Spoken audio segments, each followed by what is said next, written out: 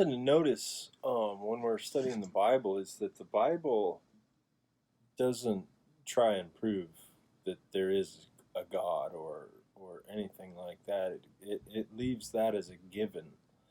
Um, the Bible isn't very apologetic, and we are apologetic at times, and as Christians we are, and we should be to a point. But I think there's a balance there. There's a balance with everything. There's a time when there are times, and the real whole thing, the big idea about that kind of thing is following the guidance of the Spirit. And if you can find that in your life, then then you have the keys to having real joy. Um, I was kind of following my own advice and kind of just browsing through the next couple chapters in Luke, like I was saying yesterday as we were opening, and I see in Luke 21 he's talking about the destruction of the temple and the signs of the end times in chapter 21. And him and his disciples were walking in the temple, and they were talking about how beautiful it was. And Jesus goes back to them and he tells them, yeah, it's beautiful, but I tell you now that not one stone is gonna be on top of another. And that came to be one of the charges that they held against Jesus in the end, is that he said he would destroy the temple. And he wasn't he was saying that they would do it, destroy his temple. He was talking about himself, but he was also foretelling. You see, Jesus was a prophet, and he was the high priest, and he's also the king. But they kept calling him the king, and they said the king is, but my kingdom is not of this world. And that's something that we need to remember, especially in times of crisis, that if our king's kingdom is not of this world, then our kingdom is not of this world either. So we need to, and that's the whole thing about being a pilgrim. We need to act. We're ambassadors of a greater world, and that's how we represent that kingdom. We represent that kingdom. We can't be a part of the things that are happening in this world. But that's just some opening thoughts that I had today.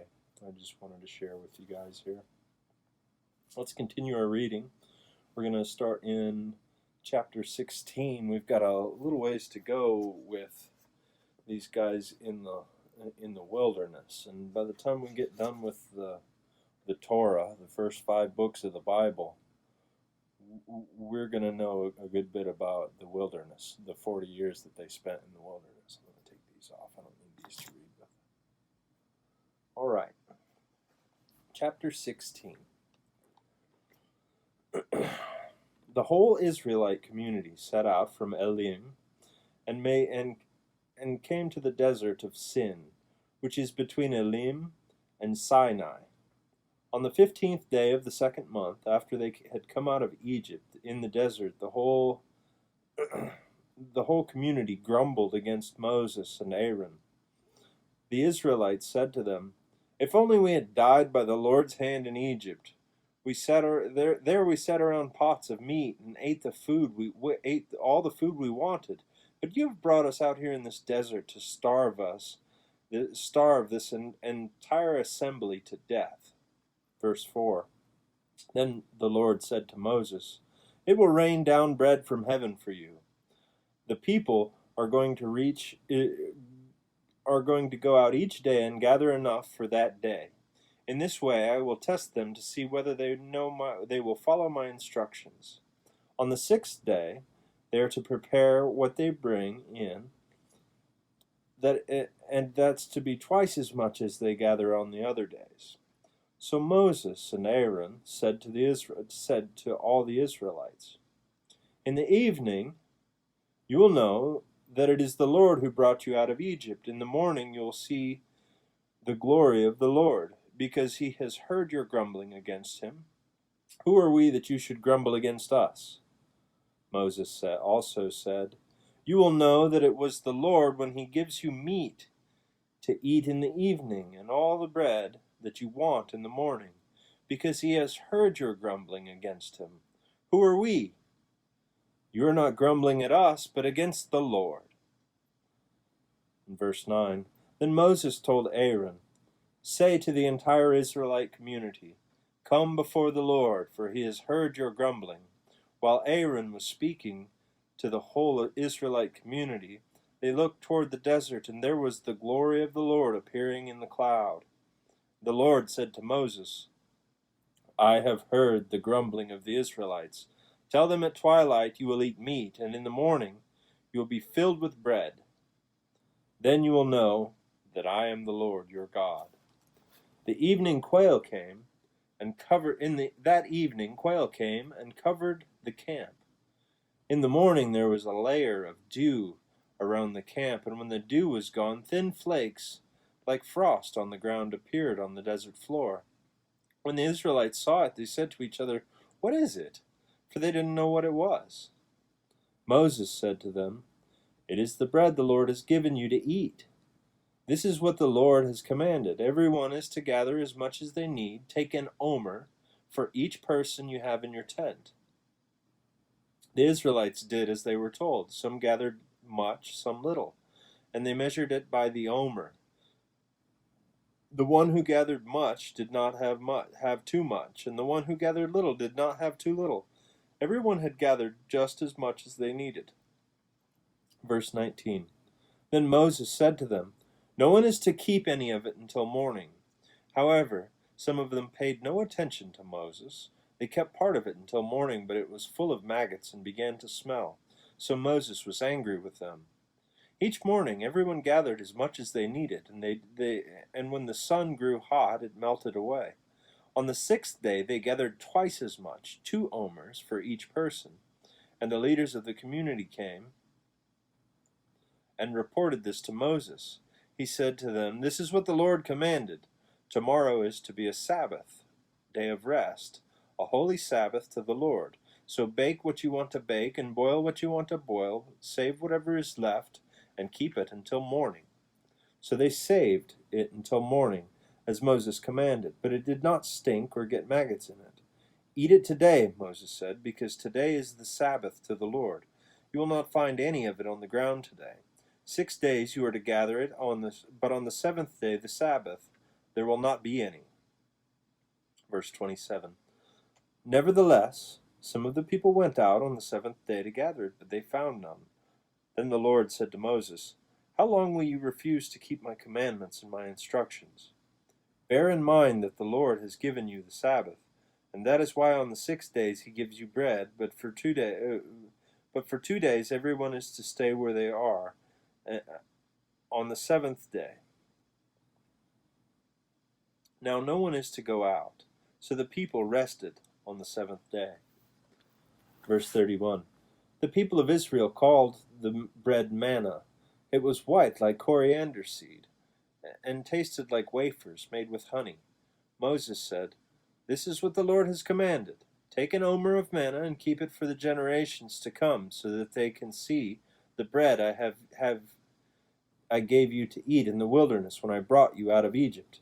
So Moses said to Aaron, take a jar and put an omer of manna in it, and then place it before the Lord to be kept for the generations to come.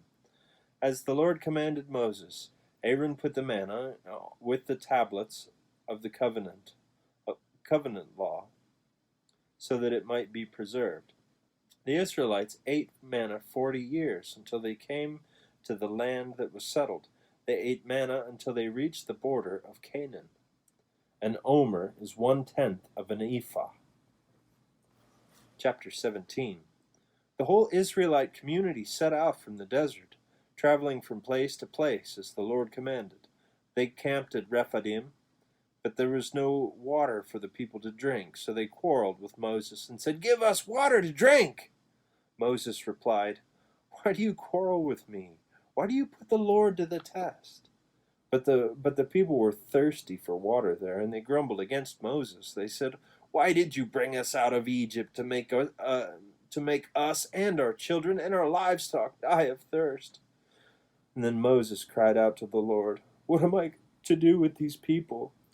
They are almost ready to stone me." And the Lord answered Moses, "Go out in front of the people. Take with you some of the elders of Israel, and take in your hand the staff with which you struck the Nile, and go. I will stand there before you by the rock at Horeb. Strike the rock, and water will come out of it for the people to drink." So Moses did this in the sight of the elders of Israel, and he called the place Massah and Meribah, because the Israelites quarreled, and because they tested the Lord, saying, "Is the Lord among us or not?" Verse 8. The Amalekites came and attacked Israel at Rephidim. Moses said to Joshua, "Come, some of our men, choose some of our men, and go and fight the Amalekites. Tomorrow I will stand up on top of the hill with the staff of God in my hands." Verse 10. So Joshua fought the Amalekites as Moses had ordered, and Moses, Aaron, and Hur went to the top of the hill. As long as Moses held up his hands, the Israelites were winning, but when he lowered his hands, the Amalekites were winning. When Moses' hands grew tired, they took a stone and put it under his arm, and he sat on it. Under him, and he sat on it. And Aaron and Hur held his hands up, one on one side and one on the other, so that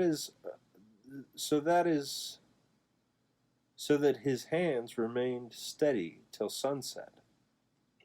So Joshua overcame the Amalekite army with the sword. Verse 14.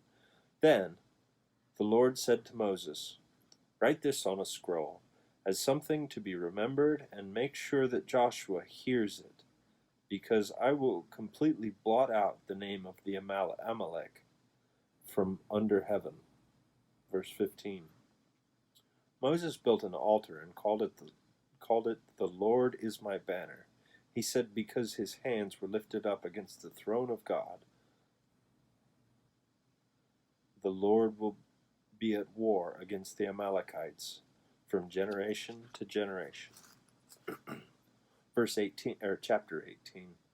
Now Jethro, the priest of Midian, that's Moses' father-in-law of Moses, heard everything that God had done for Moses and for his people Israel, and how the Lord had brought Israel out of Egypt. After Moses had sent away for his wife Zipporah, his father-in-law Jethro sent away his wife Zipporah. His father-in-law Jethro received her and her 2 sons. One son was named Gershom, for Moses said, "I have become a foreigner in a foreign land," and the other was named Eliezer, for he said, "My father's God was my helper. He saved me from the sword of Pharaoh." Verse 5. Jethro, Moses' father-in-law, together with Moses' sons and wife, came to him in the wilderness, where he was camped near the mountain of God. Jethro had sent word to him, "I, your father-in-law, Jethro, am coming to you, with your wife and her 2 sons." Verse 7. So Moses went out to meet his father-in-law, and bowed down and kissed him, and they greeted each other, and they went into the tent. Moses told his father-in-law about everything the Lord had done to Pharaoh and the Egyptians, for Israel's sake, and about the hardships they had meeting along the way, and how the Lord had saved them. Jethro was delighted to hear about the good things that the Lord had done for Israel, rescuing them from the hands of the Egyptians. He said, "Praise the Lord who rescued you from the hand of the Egyptians and Pharaoh, and who rescued the people from the hand of the Egyptians. Now I know that the Lord is greater than all other gods, for he did this to those who had treated Israel arrogantly." And then Jethro, Moses' father-in-law, brought a burnt offering and other sacrifices to God. And Aaron came with all the elders of Israel to eat a meal with Moses' father-in-law in the presence of God. The next day Moses took his seat to serve as judge for the people, and they stood around him from morning until evening. And when his father-in-law saw all that Moses was doing for the people, he said, "What is this you're doing for the people? Why do you sit as judge while all these people stand around from morning until evening?" Verse 15. Moses answered him, "Because the people come to seek God's will. Whenever they have a dispute, it is brought to me, and I decide between the parties and inform them of God's decrees and instructions." Moses' father-in-law replied, What are you doing? What you're doing is not good. You and these people who come to you will only wear yourselves out. The work is too heavy for you. You cannot handle it alone. Listen now to me, and I will give you some advice. May you go and may God be with you. You must be the people's representative before God and bring their disputes to him. Teach them his decrees and instructions and show them the way that they are to live and how they are to behave. But select capable men from the people men who fear God, trustworthy men who hate dishonest gain, and appoint them as officials over thousands, hundreds, fifties, and tens. Have them serve as judges for the people at all times, but have them bring every difficult case to you. The simple cases they can decide themselves, and that will make your load lighter, because they will share it with you. If you do this, and God so commands, you will be able to stand the strain, and all these people will go home satisfied. Verse 24. Moses listened to his father-in-law, and he did everything he said. He chose capable men from all Israel and made them leaders of the people, officials over thousands, hundreds, fifties, and tens. They served as judges for the people at all times. The difficult cases they brought to Moses, but the simple ones they decided themselves. And then Moses sent his father-in-law on his way, and Jethro returned to his own country. Chapter 19. On the first day of the third month after the Israelites left Egypt, on that very day they came to the desert of Sinai. After they set out from Rephidim, they entered the desert of Sinai, and Israel camped there in the desert in front of the mountain.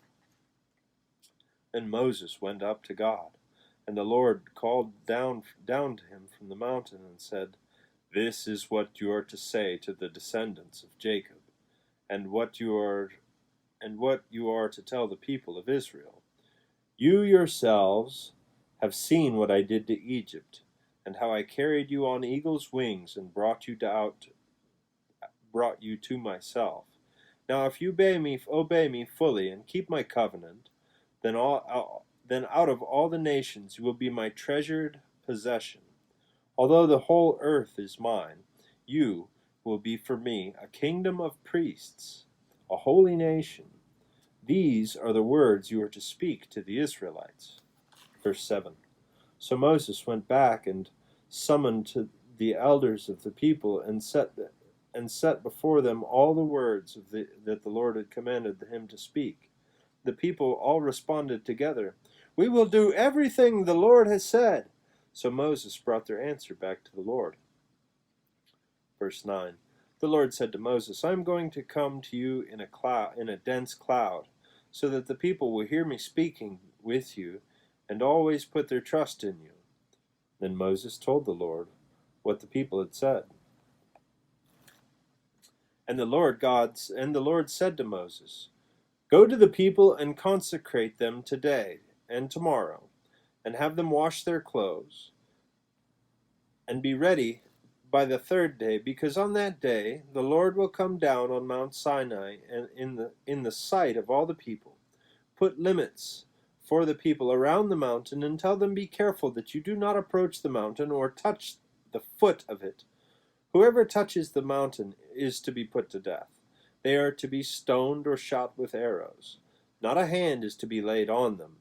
No person or animal shall be permitted to live. Only when a ram's horn sound A long blast may they approach the mountain. Verse 14. After Moses had gone down the mountain to the people, he consecrated them, and they washed their clothes, and he said to the people, "Prepare yourselves for the third day. Abstain from sexual relations." Verse 16. On the morning of the third day there was thunder and lightning and a thick cloud over the mountain, and a very loud trumpet blast. Everyone in the camp trembled. Then Moses led the people out of the camp to meet with God. But they stood at the foot of the mountain, because Mt.Sinai was covered with smoke, because the Lord descended on it in fire. The smoke billowed up from it like smoke from a furnace, and the whole mountain trembled violently. As the sound of the trumpet grew louder and louder, Moses spoke, and the voice of God answered him. The Lord descended to the top of the mountain of Mount Sinai, and called Moses to the top of the mountain. So Moses went up, and the Lord said to him, "Go down and warn the people, so that they do not force their way through to see the Lord, and many of them perish. Even the priests whom approach the Lord must consecrate themselves, or the Lord will break out against them." Verse 23. Moses said to the Lord, "The people cannot come up Mount Sinai, because you yourself warned us. Put limits around the mountain and set it apart as holy." Verse 24. The Lord replied, "Go down and bring Aaron up with you. But the priests and the people must not force their way through to come up to the Lord, or he will break out against them." So Moses went down to the people and told them. Chapter 20. And God spoke all these words: "I am the Lord your God, who brought you out of Egypt, out of the land of slavery. You shall have no other gods before me.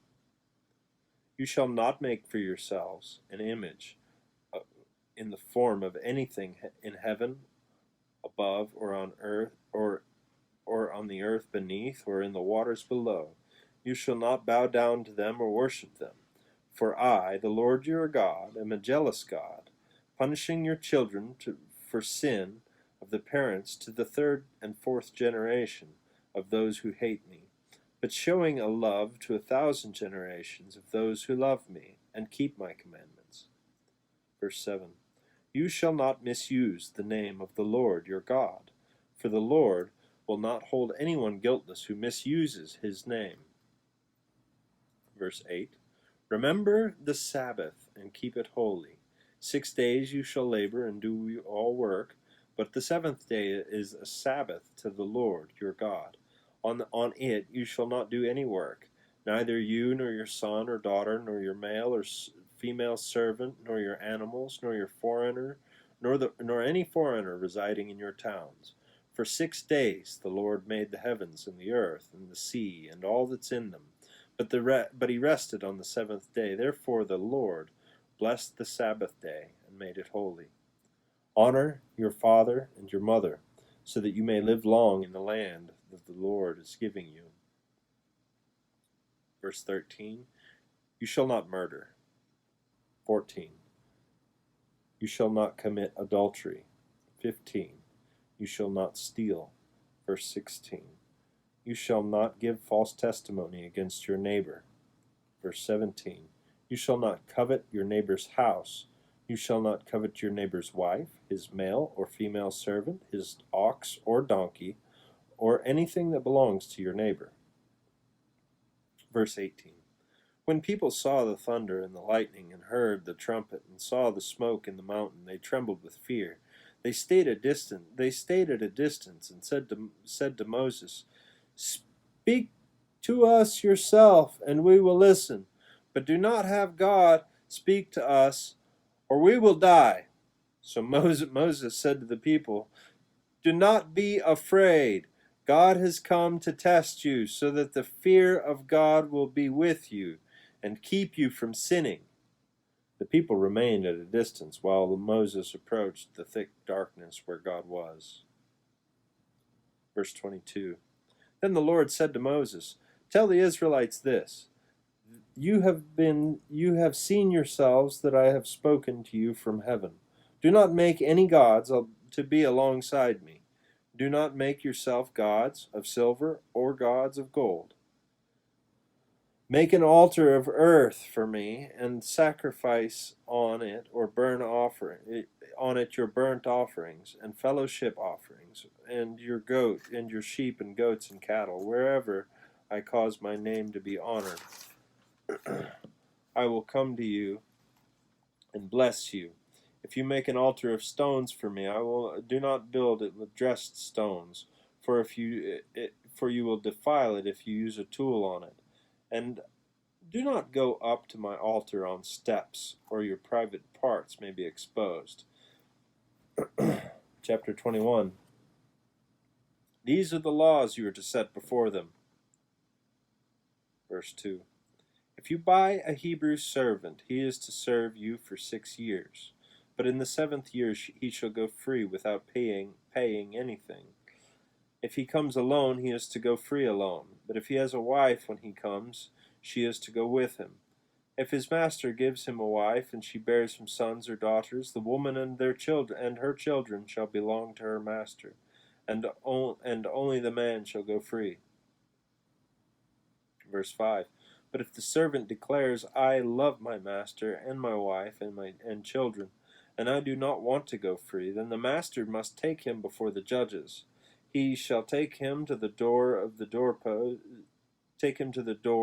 doorpost, and pierce his ear with an awl.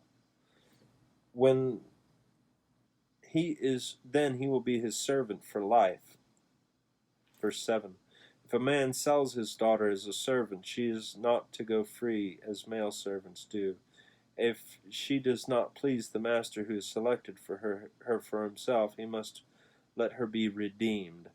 He has no right to sell her to foreigners, because he has broken faith with her. If he selects her for his son, he must grant her the rights of a daughter. If he marries another woman, he must not deprive the first of her food, clothing, and marital rights. If he does not provide her with any of these 3 things, she is to go free without any payment of money. Verse 12. Anyone who strikes a person with a fatal blow is to be put to death. However, if it is not done intentionally, but God lets it happen, they are to flee to a place I will designate. But if anyone schemes and kills someone deliberately, that person is to be taken from my altar and put to death. Anyone who attacks their father or mother is to be put to death. Verse 16. Anyone who kidnaps someone is to be put to death, whether the victim has been sold or is still in the kidnapper's possession. Anyone who curses their father or mother is to be put to death.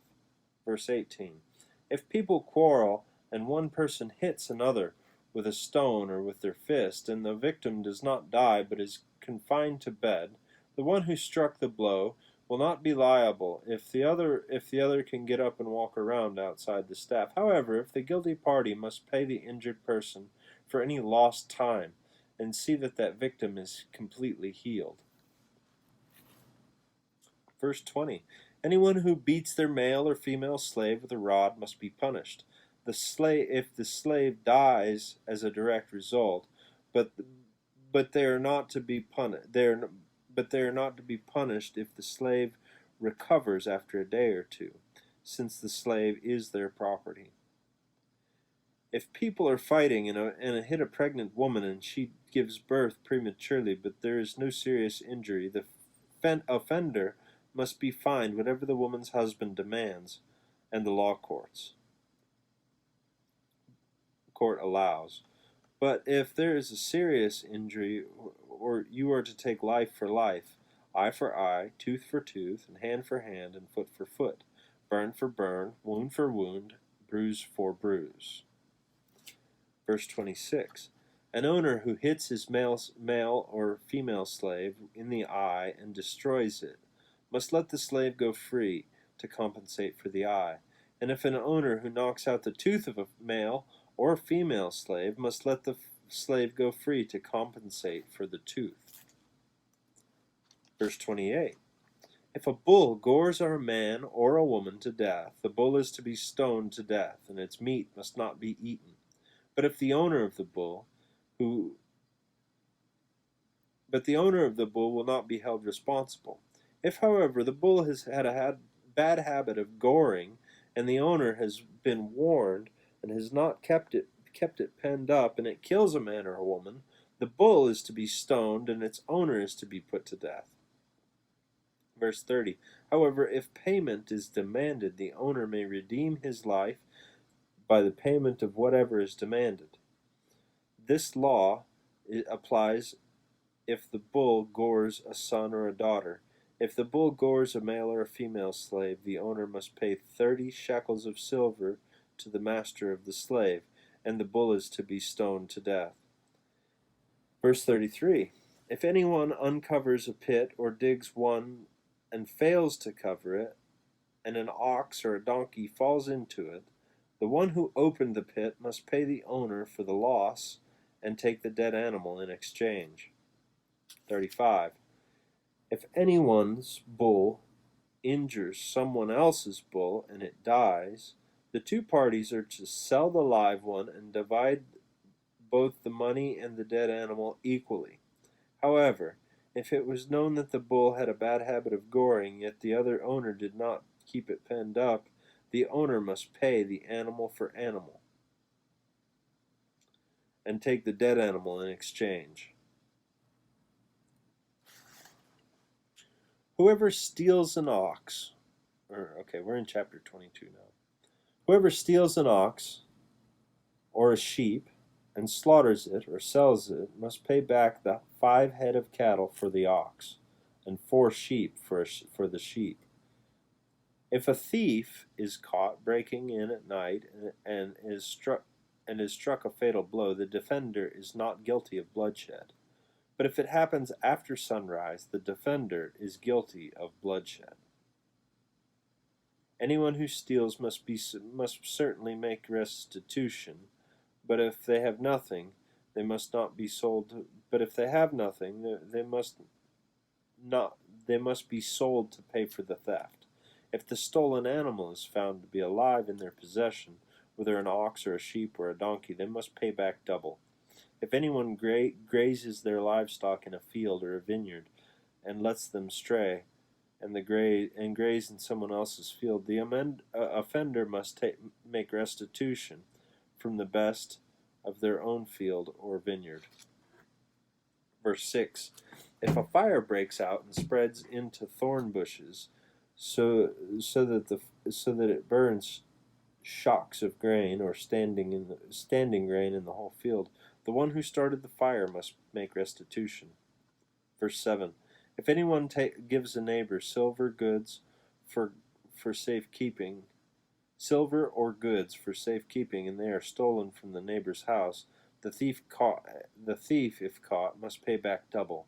If the thief is not found, the owner of the house must appear before the judges, and they must determine whether the owner of the house has laid hands on the other person's property. Verse 9. In all cases of illegal possession of an ox, a donkey, a sheep, a garment, or any other lost property, which which somebody says, "This is mine," both parties are to bring their cases before the judges.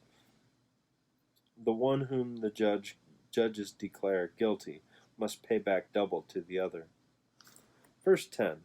If anyone gives a donkey, an ox, a sheep, or any other animal to the neighbors for safekeeping, and it dies, or is injured, or is taken away while no one is looking, the issue is between them will be settled by taking an oath before the Lord that the neighbor did not lay hands on the other person's donkey. The owner is to accept this, no restitution is to be required. But if the animal was stolen from the neighbor, restitution must be made to the owner. If it was torn to pieces by a wild animal, the neighbor shall bring the remains as evidence, and shall not be required to pay for the torn animal. Verse 14. If anyone borrows an animal from their neighbor, and it is injured or it dies while the owner is not present, they must make restitution. But if the owner is with the animal, and the borrower will not have to pay. If the animal is haired, the money paid for the hire covers the loss. Verse 16. If a man seduces a virgin who is not pledged to be married, and sleeps with her, he must pay the full bride price, and she shall be his wife. If her father absolutely refuses to give her to him, he must still pay the bride price for virgins. Don't allow a sorceress to live. Verse 19. Anyone who has sexual relations with an animal is to be put to death. Verse 20. Anyone who sacrifices to any god other than the Lord must be destroyed. Do not mistreat or oppress a foreigner, for you were foreigners in Egypt. Verse 22. Do not take advantage of the widow or the fatherless. If you do, and they cry out to me, I will certainly hear their cry. My anger will be aroused, and I will kill you with the sword. Your wives will become widows, and your children fatherless. Verse 25. If you lend money to one of my people among you who is needy, do not treat it like a business deal. Charge no interest. If you take your neighbor's cloak as a pledge, return it by sunset, because the cloak is the only covering your neighbor has. What else can they sleep in? When they cry out to me, I will hear it, and for I am compassionate. Verse 28. Do not blaspheme God or curse the ruler of your people. Verse 29. Do not hold back offerings from your granaries or your vaults. Verse 30. Do the same with your cattle and your sheep. Let them stay with their mothers for 7 days, but give them to me on the 8th day. You are to be my holy people. Do not eat the meat of an animal torn by wild beasts. Throw it to the dogs.